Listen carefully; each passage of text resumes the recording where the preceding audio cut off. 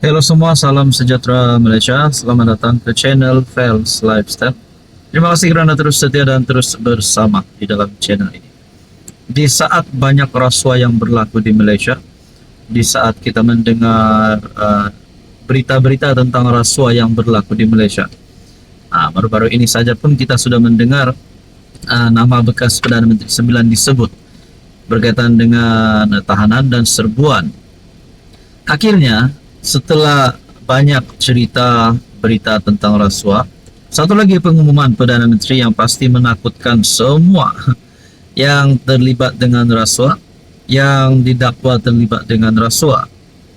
Tak kira besar, tinggi mana, Perdana Menteri tegas tolak rasuah dalam pertahanan negara. Adakah dengan ini Anwar Ibrahim mempunyai satu peluang cerah untuk menjadi PM lagi? Rakyat Malaysia takkanlah nak pilih Perdana Menteri yang tidak mahu melawan rasuah. Perdana Menteri Anwar Ibrahim berkata, beliau tidak akan sesekali membenarkan sebarang pihak dalam sektor pertahanan negara terlibat dalam amalan rasuah dan penyalahgunaan kuasa. Beliau berkata, perbuatan demikian bukan sahaja mengkhianati amanah yang diberikan, tetapi juga merosakkan keselamatan serta keamanan negara. Saya tidak kira besar mana, tinggi manapun kamu, saya tidak akan izinkan kerana ini akan mengorbankan, mengkhianati dan merosakkan sistem pertahanan negara. Saya tidak akan biarkan sedaya upaya saya akan cuba membersihkan perbuatan rasuah.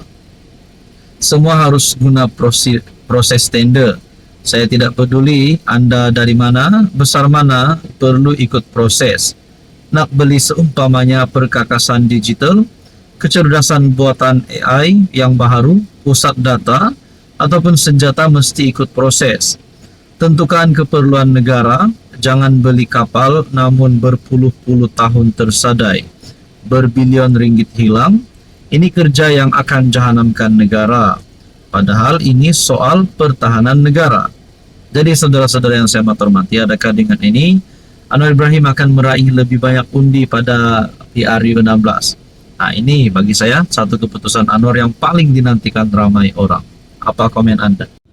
Hai hello, salam sejahtera Malaysia. Selamat datang ke channel Fels Lifestyle. Terima kasih tuan-tuan dan puan kerana terus setia dan terus bersama di dalam channel ini. Kejutan demi kejutan kepada rakyat Malaysia. Banyak sangat kejutan, terutamanya yang melibatkan rasuah. Baru-baru ini saja bekas pegawai kepada bekas Perdana Menteri ke-9 iaitu Ismail Sabri Yaakob ditahan. Penemuan RM100 juta dan banyak lagi cerita berkaitan dengan ini. Pada akhirnya SPRM telah membuat keputusan akan memanggil 8 lagi individu. Persoalan dia, siapakah 8 individu tersebut? Satu tulisan daripada Syabuddin Husin, syabuddin.com. 8 lagi akan disiasat SPRM. Siapa mereka? 8 individu akan dipanggil SPRM untuk dirakam keterangan berhubung siasatan ke atas 4 pegawai kanan Perdana Menteri ke-9. Ketua Pesuruhjaya SPRM Tan Sri Azam Baki berkata 8 saksi itu akan dipanggil bagi membantu siasatan dalam tempoh terdekat. Persoalannya, kalaulah 8 individu ini adalah pemimpin UMNO, yaitu Kem Ismail Sabri, ketika Ismail Sabri menjadi Perdana Menteri ke-9. Adakah perkara itu satu yang kita boleh ambil sebagai spekulasi? Mungkinkah 8 individu ini adalah geng Ismail Sabri? Dan kalau memang 8 individu ini dipanggil dan mereka tidak bersalah, ataupun kalau mereka bersalah, adakah geng-geng ini akan ditangkap? Dan bagaimana pula dengan status Ismail Sabri Yaakob? Kita akan memanggil 8 saksi menurut SPRM. Bagaimanapun, beliau tidak mendedahkan butiran mengenai identiti 8 individu terbabit. Adakah 8 individu terbabit adalah kelompok ataupun jemaah menteri ketika Ismail Sabri Yaakob menjadi Perdana Menteri? Ataupun mungkin pegawai-pegawai ataupun pemimpin UMNO Kita pun tak tahulah, belum lagi ada dinyatakan.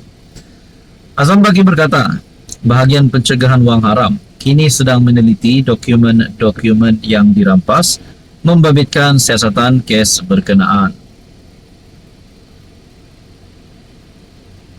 Di dalam tulisan ini berkata, SPRM dilaporkan menyita wang tunai lebih Rm100 juta yang disyaki ada kaitan dengan dana politik dalam serbuan terhadap sebuah rumah milik bekas pegawai kanan kepada bekas PM9. Nah, persoalannya siapakah 8 individu itu? Adakah selepas ini akan ada lagi serbuan berlaku?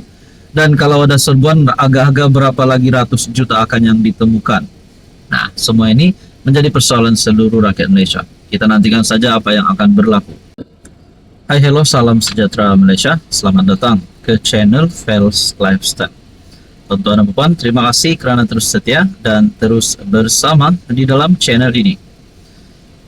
Sebelum ini kita sudah seringkali mendengar berkaitan dengan titah edendum. Semakin panjangnya cerita ini, sehingga ramai bos-bos besar politik, tidak kira daripada pembangkang, daripada kerajaan, telah menyuarakan pendapat masing-masing.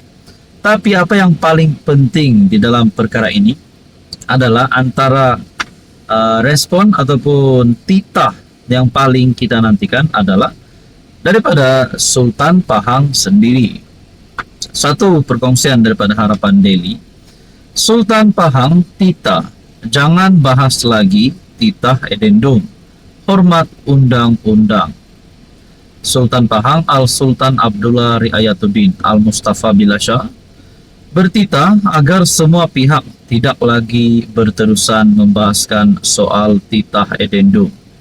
Paduka Baginda menegaskan bahawa ia telah berada di bawah proses undang-undang dan semua pihak perlu menghormatinya. Baginda tidak mahu mana-mana pihak menimbulkan sebarang kekeliruan dan retorik berhubung isu itu. Baginda Sultan Pahang meminta agar semua pihak tidak berterusan membahaskan soal titah edendum. Dalam soal titah edendum, bahawasanya perkara ini adalah berada dalam bidang kuasa pihak yang bertanggung jawab dan berintegriti. Oleh itu, semua pihak perlu menghormati proses serta undang-undang yang telah ditetapkan dan tidak menimbulkan sebarang kekeliruan dan retorik.